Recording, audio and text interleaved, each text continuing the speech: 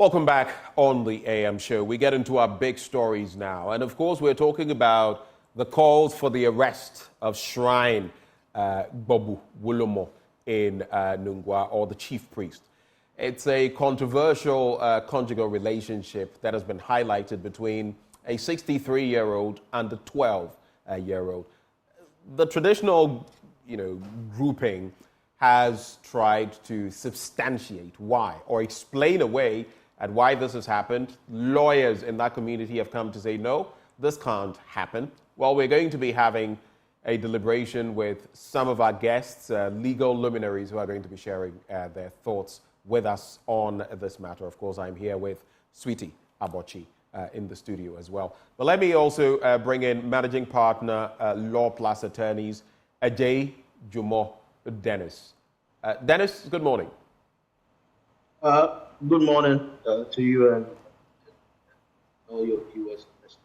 Right, I'd encourage you to speak up a bit for me. We were missing part of what you were saying.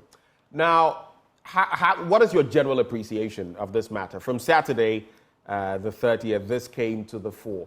What is your underlying understanding of what happened? There have been a lot of confusion as to what actually happened. Initially, the information that I believe was first broke by Ablade TV, which is a Ghana-based or Ghana-dominated TV, online TV, and their narration was that it was a marriage. The intent to suspend his conjugal duties till he's 18.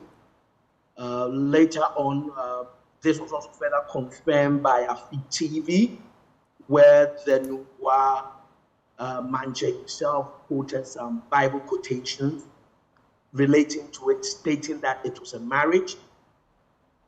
Then I also saw a video of, the great, Nasoko also did a video with the man Klalo of Nungwa, who then also narration saying that it is not a marriage.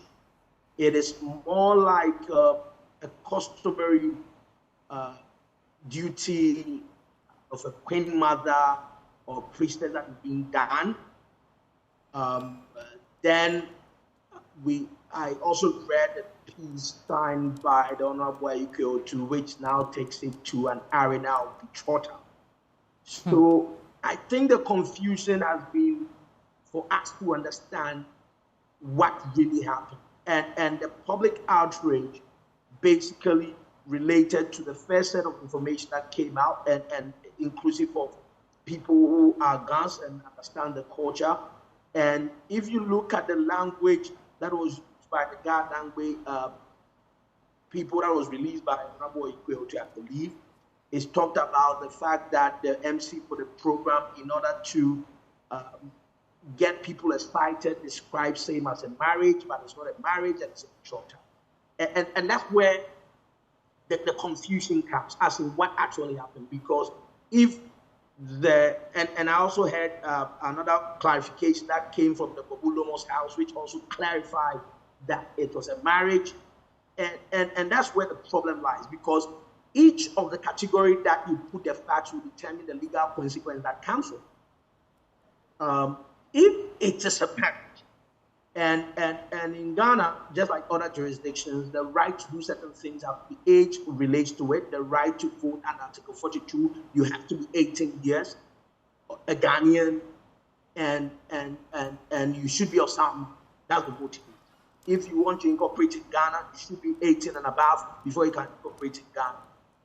And in terms of children, the law, in looking at the best interest of the child, has insisted that marriage of whatever kind, be it marriage to the walls or marriage, any form of marriage,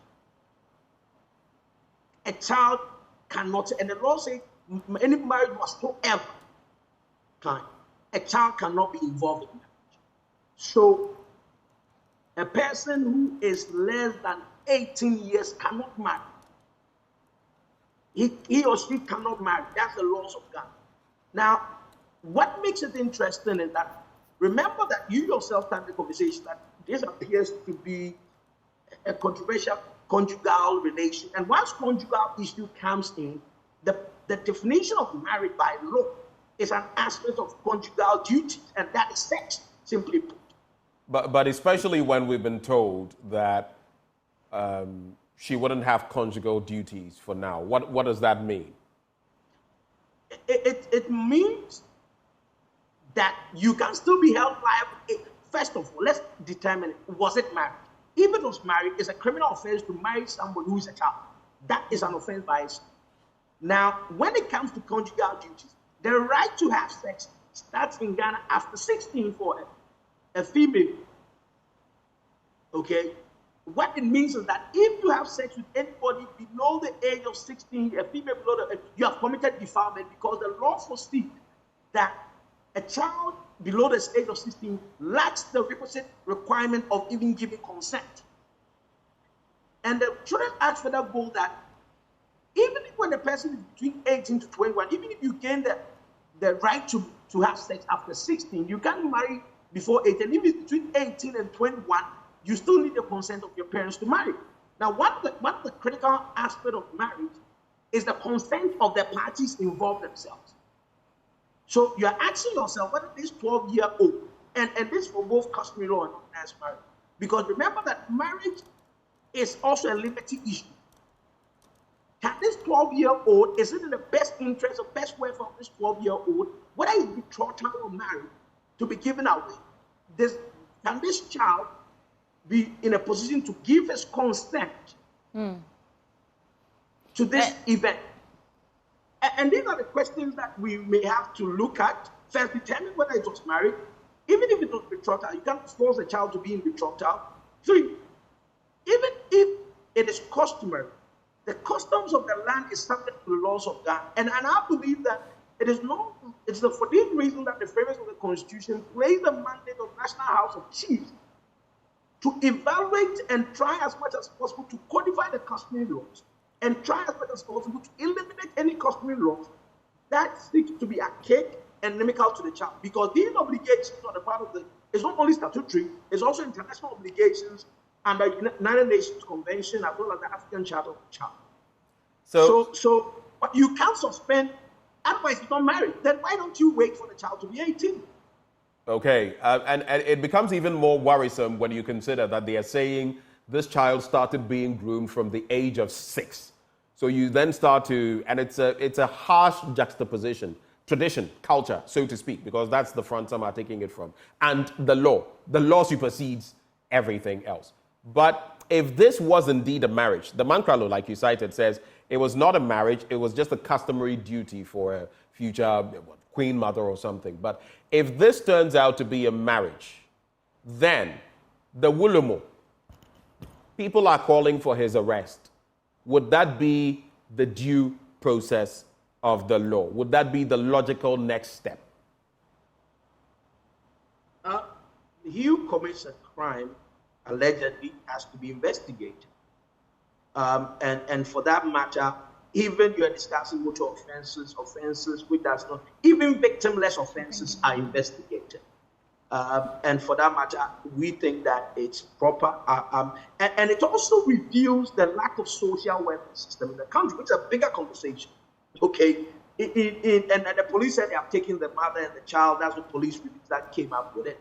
But we live in a country where we do not, with a greater respect, the system does not care about a child. The system does not fund activities of social welfare. And I urge you to go to social welfare. I urge you to go to National House of Chiefs and look at the amount of money that has been given to them to try and codify that customary laws. And I'm telling you that after 1 week, this matter is going to die. Joy will not be interested in it again. No, all of us will move on. What happens to this child? In a system that the social welfare works, this child will probably be given to a counselor. How will this child fare? The psychological impact. Because remember, in all this conversation, it's about the best interest of the child. The welfare principle of the child. As we are discussing this child, even the pictures of the child circulated isn't in the best interest of the child. The names of this child being reviewed. How is this child going to fare in school? Knowing very well that and remember that Accra is very cosmopolitan. It's not like some village that the child has been hidden. The school that they are thing going to affect the child's duties. And I think that this has to be on look at the welfare principle of the child. We need to look at the social dynamics of it and seek the best interest, because in our jurisdiction, anytime it comes up, people are all interested in their accused, forgetting about the victim. The laws of Ghana, it doesn't protect the victim. I keep on saying it over and over again. So everybody, let's arrest the rule. What about the child involved? The child has been passed through certain traditional ceremonies. I am cultural conscious that I believe that definitely we have to have certain spiritual education. What happens to the child? How is the child going to go to school? Are we going to move the child from the community and give him a better? And remember that if you look at the videos you are showing, the whole community was involved. How is the child going to fed? Who's going to take care of this child? The state, the last time I cross-checked, where's facilities ever when it comes to social welfare? Because we do not fund it. It not happens to be nothing about ambiguity. We just don't care as people, including journalists, including lawyers like myself. Well, let me bring in Nana Oyebampo at this point of the conversation. Thank you for joining us. I'm sure you've been following the conversation on this 63-year-old Wulomo who's been, whether the semantics of it really, whether betrothed or given away in customary marriage to this, the 12-year-old child giving away to a 63-year-old.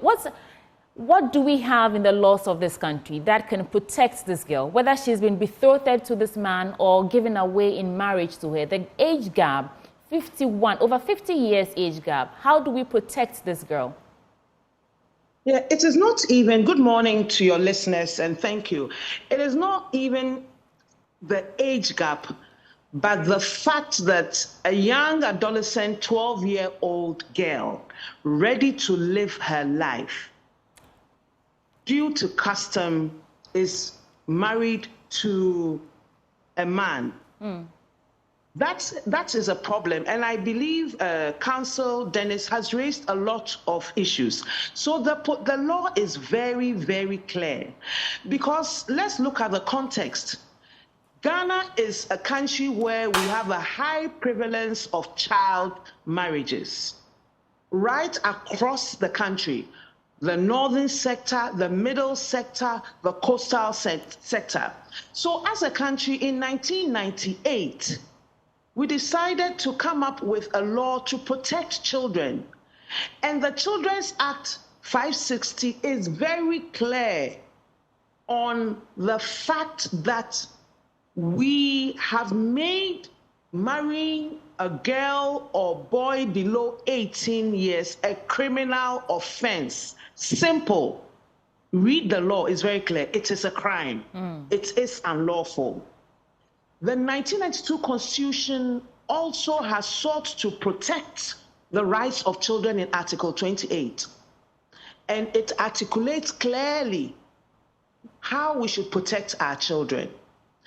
Then our Constitution is clear on customary practices and what the balance is.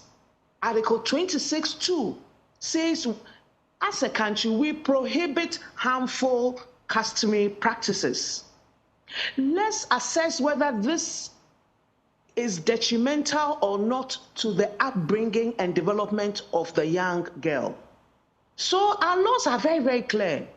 When you get to our policies too, in 2016, President John Dramani Mahama, globally and regionally, came up with a plan to reduce and end child marriages in Ghana. And we were one of the top 5 countries in the African region spearheading this campaign. From 2016 to 2026, we have come up with a strategy. We have a framework strategy on ending child marriages in Ghana, supported by UNICEF. So in terms of where we stand as a country, as far as child marriage is concerned, it is clear that what happened on the 30th of March, whether betrothal, whether marriage, is unlawful and is a crime. And I'm happy that the Ghana Police Service and the Gender Ministry have taken steps to rescue the child and mother and investigate. But then we have more issues and questions. Can you imagine what the family, the immediate family, are going through? I come from Nungwa also. My grandfather was a kingmaker, Jengewe. Even for me at my age and everything, it's a big issue for me to speak to this. But what is the law is the law. What is our value is our value. And we must speak to this, and we must say that this child cannot be married. It is a crime. The National House of Chiefs, Commission on Human Rights and Administrative Justice, and the Gender Ministry, Department of Social Welfare must step in. The best interest of the child is what we are looking at. This child must live her life. She must go to school. She must have the ability to select her lifelong partner. Several years, decades ago, human sacrifice was a customary practice in Ghana, but we were able to stop it. So there's no excuse. And like I said, our laws are clear. We've taken our position. Let the laws work. Let there be an investigation. But there must be interventions to protect the girl. She's been taken out of school. She's been taken out of school. The stigma, Ghana Media Commission must step in. The identity of the child, our laws are clear. Our media laws are clear. The name of the child should not be out there. I would have expected that by now the Ghana Media Commission would have issued a statement and reminded journalists and the general public about our laws on protecting the identity of minors who, for one reason, for no fault of theirs, have to be in the public eye. This girl is going to live with this scar throughout her life, and we must make efforts to reduce that anguish, that anxiety, and that stigma that she is going to have. Can you imagine that the deep traditionalists are going to see she and her family as people who didn't stand up to ensure that a customary practice is followed through? Yes. She may be rejected by her community. So let's try and address all this. And at the end of the day, the 12-year-old girl must live her life as a young adolescent girl, and the laws must work. That's insightful. Thank you, Nanoye. But you mentioned a balance between customary practices and the law about how, when it comes to the protection of children, they should not be subjected to anything harmful. So if indeed this turns out to be a betrothal and not a marriage, how would we actualize that balance? Would it be that if the child continues to go to school, grows up as a child until she turns 18 before she's actually given away in marriage, would that be actualizing the balance? Or how do we strike that balance if indeed this is just a betrothal and not an actual marriage at this point? If you read the Children's Act, it covers betrothals too. Okay. That no person shall force a child to be betrothed to be married. So like I said, the law is clear. So the arguments they are making fall flat, because the Children's Act protects children and covers betrothals also. So even if it's a betrothal, it's also unlawful and it's a crime. It's unlawful and it's a crime. If we look at our national strategic framework on ending child marriages, it is unlawful. So we have passed our laws, and let's adhere to these standards and do the right thing. When she's 18 years, even when she's 18 years, let her take her own personal decision. This is what we have subscribed to as a country. It's as simple and it's very clear, very, very clear. There's no ambiguity as far as this issue is concerned. I think, in a way, I don't know whether you would tag it as religious bullying, because like you rightly suggested, if now that the police has taken custody of the girl and her mother, if in future, in that same community, she wants to even get married and all of that, there could be some ostracization, in respect of this. We'll get to the police statement shortly. But my question to you as a former gender minister, the interface between religion and the law, I'm even asking myself, how did we even get here? Why is it even possible for us to be here? Because guess what? This was done in broad daylight. So is it that we've not streamlined our legal system vis-a-vis our traditional setup enough? What is it? What do you think?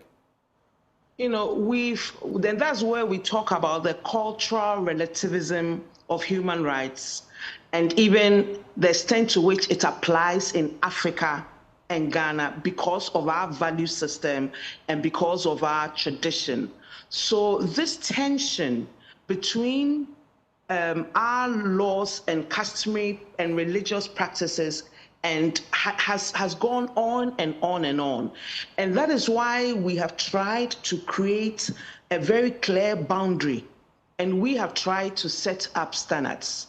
So it's the same problem we had for female genital mutilation, FGM, and we had to criminalize it in 1994. The same issues we had with trochasy, and that's trochasy, enslavement of girls who are made, who are enslaved in the Volta, in the coastal belt of the Volta region. So that these tensions have been with us forever and ever. And if you even look at trochasy, it's been very difficult to even arrest. Are you going to arrest a fetish priest in Keka or Angloga for partaking in trochasy? It's been very, very difficult. And that is why the National House of Chiefs comes in to sort of mediate and address these issues, because it brings about conflict, it brings about disunity within the family. Can you imagine her family house in Nungwa, traditional area? Even if you have a contrary view of what is going on, you don't have a choice. You have to participate. And so we have these institutions like the House of Chiefs. We have the Nungwa Traditional Council also, and they have to intervene to address this situation. And it's very, very important that we adopt this approach. And I beg to differ on the social welfare. The social welfare have done a lot of work. Yes, they are constrained by logistics, but then their district officers and their other officers, regional officers, intervene when such cases occur. They may not bring all of it out in the public, but I will also appeal for more logistics for the Department of Social Welfare under the Ministry of Gender, and more resources for the Ministry of Gender to do this sort of work, to address these sort of issues. Because I read this on social media last week, and so how come it was not even prevented? You know, it ought to have been prevented. We shouldn't have a situation where the right goes on and then now the mother and child are being arrested, because we have a district social welfare officer at Nungwa, because it is a municipality so why was it not prevented? We have a domestic violence and victim support unit. The Ghana Police Service is there. We have a police station in Nungwa. Did the DOSU officer not hear about this? Right. Even our security apparatus, our national security apparatus, did they not hear about this? Because this is going to bring tension in the community between the family, the immediate family, the extended family, and then the Bobu Wulomo. It's going to bring tension. So what is our national security also? What did they do about it? Did they not hear about it? And what actions did they take? We must work together to prevent these incidences. Right. I'll bring in Dennis shortly, but a quick one. I just want your quick thoughts. Should the Wulomo be arrested?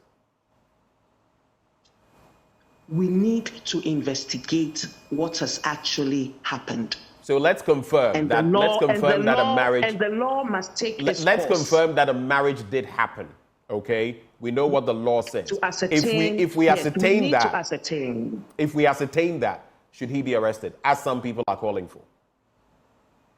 We need to ascertain whether a marriage has occurred or not, and then when we ascertain, the law must take its course. But we are dealing with a traditional authority. You've been a gender minister. You know what you're a lawyer yourself. You know what the law says. I'm just asking you for a straight answer.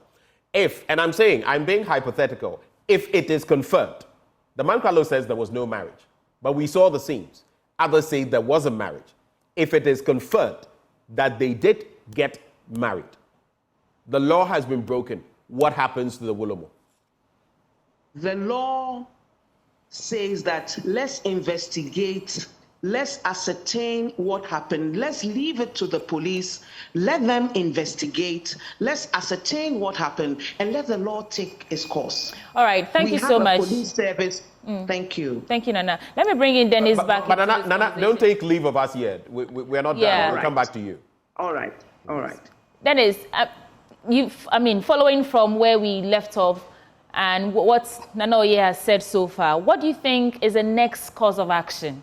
After the investigations, if it turns out that indeed this man married this 12-year-old girl, and even betrothed, even if she was betrothed to him, Nana Oye was just saying that the law clearly states that that's also a crime. You cannot forcefully betroth a child to a man. So what will be the next course of action?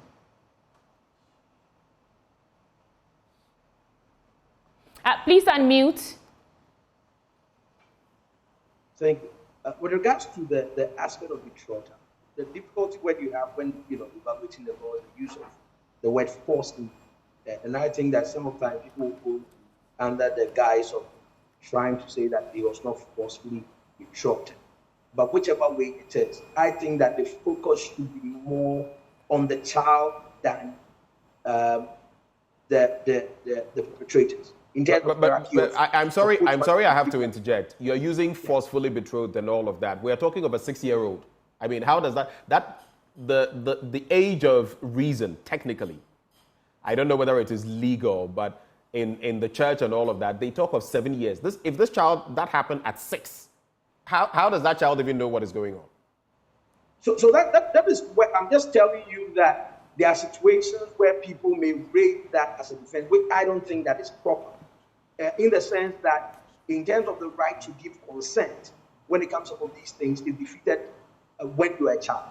Okay, so I'm just making that as a general point that some people may argue that there was no force in there, but I think that in the nature of scheme of things, you could clearly see that there will be an element of force. Force does not necessarily mean holding your neck or pulling you along or those kind of things. I just wanted that language of the law to be ascertained. And apart from that, if it's married or whatever kind, that's why it makes it difficult for you to simply say, and this is to answer the letters that have been written by a certain group of people who say that no, it is a betrothal that is married, because it's very difficult that if a child who lacks the capacity to give consent, for the child to partake in it, it's very difficult that to not amount to some subtle force being used. And I don't want people to think that when you say force, it has to be basically holding your neck or holding your hand and pushing you through the ceremony. It can be subtle pressure that you can get to partake in, because the law foresees that a child will not have the compos mentis to make a determination as in engaging in any activity of marriage. Okay. Now, on the next steps that going forward, my focus should, in terms of hierarchy, it should be on the child. It should be on the child in the sense that in all activities by law that involves the child, the welfare of the child. Dennis, let me interject here for a little bit. I want to believe that this is only one of thousands of cases, and this is the only one that has come to light. Does these customary practices and rights, do they take precedence over the rule of law? If not, you're clearly saying that this is a crime. Yet it's difficult to answer whether or not the man should be arrested. If he's committed a crime, what happens to him? It is because the media is presented, media like yourself, is presented about getting he should be arrested. That's why you keep on pushing that. To set the pace for other crimes of this nature to be prevented. Dennis, you're fully aware of precedent in law. You are fully, Dennis, if I may, you are fully aware of precedent in law.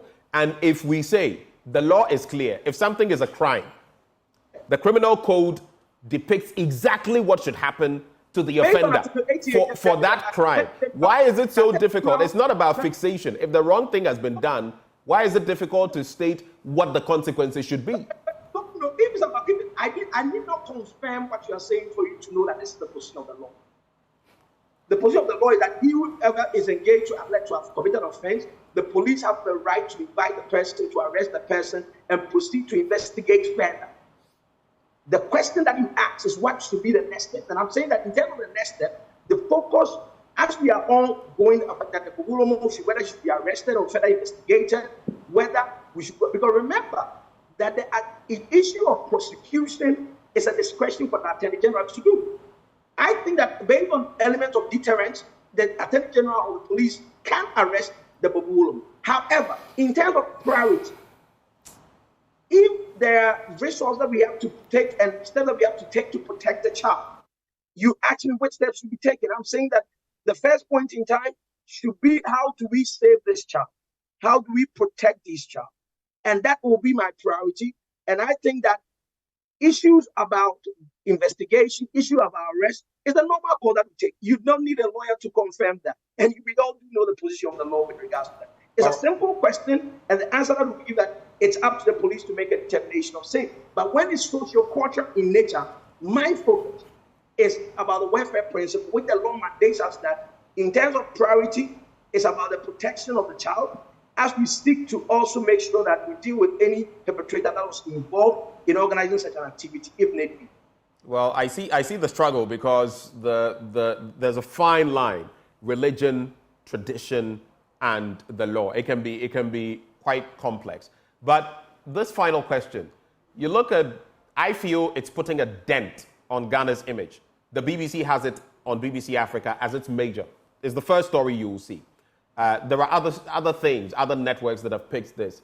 Do you concur that it's putting a dent on our image internationally? And that's to both of you, my final question from my end. I'll start with you, Dennis, and then I'll go to Nanoye Bampo.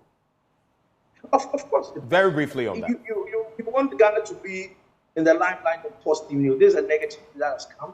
However, how do we solve this bigger problem that has been raised over the years? And that's what I'm saying. Nanoye? You see, our society is evolving. We have these issues and we have these tensions. The good thing is that since our fourth Republican Constitution, we have built and nurtured public and state institutions to address these issues. We have our National House of Chiefs, a constitutional body. We have our Ghana Police Service. We have our Commission on Human Rights and Administrative Justice. And we have our executive arm of government together with our parliament. So we can address this issue of a tension between our custom and tradition on one hand and our law. And in the middle of it, a 12-year-old girl. And let's all look at the 12-year-old girl. We all have daughters, sisters, and nieces. And let's make her interest paramount. So we, as a country, yes, we have an issue. We have the institutions to address the issue. And this is what I'll say. But I would like to also hear more civil society voices together, protecting the 12-year-old and ensuring that she lives her life. My focus is a 12-year-old girl, and I'm hoping the journalists and the media also focus on the 12-year-old girl and how she can get out of it and lead her life and go to school and also become a professional who will contribute to development of our country. Well, thank you both so much. And UNICEF is saying that 1 in 5 girls aged between 20 to 24 years are married before the age of 18. You yourself have said, Nanoye Bampo, that some practices were criminalized, like the trokosi and all that, in 1994. I'm sure it was because of issues like these that came up that, went to court and all that and eventually had to be criminalized. Do you think that this should begin the process to criminalize whether child marriage or betrothal? Do you see this becoming that precedence to set the pace and say that no longer will any child below the age of 18 be given away in marriage or just be betrothed to someone? Do you see a day coming The law is already in existence. We have had this law since 1998. And I remember the debates in Parliament on even the age of sexual responsibility, 16. So the law is clear. You cannot marry in Ghana if you are not 18 years. The law is clear. The reason I ask is because it's difficult to just say yes or no whether or not this man should be arrested. And it's because we are trying to we're trying to walk that fine line Joy carefully. FM is looking So for, do you see it's this because Joy FM is looking for a headline, and we as citizens are looking for the interest of the 12-year-old girl. I'm it is sorry. not about I have to take arrest serious of the bullock. We have answered clearly that the law should take its course. Right. So the law should take its course. We are not looking for a headline, Joy FM. We are looking at protecting the interest of a 12-year-old girl. Situate yourself as having a daughter who is going through this, or in your community, your desire and passion to make sure you are executing a custom. This is the tension we are looking at. I take 12-year-old girl. I take serious exception to that. I do not understand why this is Joy News, by the way. But the point, both of us have answered and told you that the law must take its course. So why can't you say what the law says, what the course should be? And we have a procedure. We have our criminal investigation processes. And both Dennis and I have explained this to you. You've asked 4 times, and we have both said clearly that the law must let there be an investigation. Let the police determine this. We have answered clearly. There's all right, thank you. Thank you very much. I'm hoping you are not looking for a headline. Thank you. Well, I believe that is your thinking, that we're looking for a headline. We're trying to ensure that moving on into the future, this does not happen again. Whether we get a headline or not, the priority is not the headline. The priority is that 12-year-old girl. And that has been our conversation with other girls. The priority is the future of other girls who, if we actually criminalize this act, their lives will be saved. Sweetie, it's not about if we criminalize. It is. But they cannot say that we should pick the man up. That is a conversation. Yeah. We've done our work in the studio. We had a conversation there with Nanoye Bampo. She's former Minister, Gender and Social Protection. And we also had Ajay Jomot Dennis. He's Managing Partner, Law Plus Attorneys. Do stay with us. We're bringing you more shortly.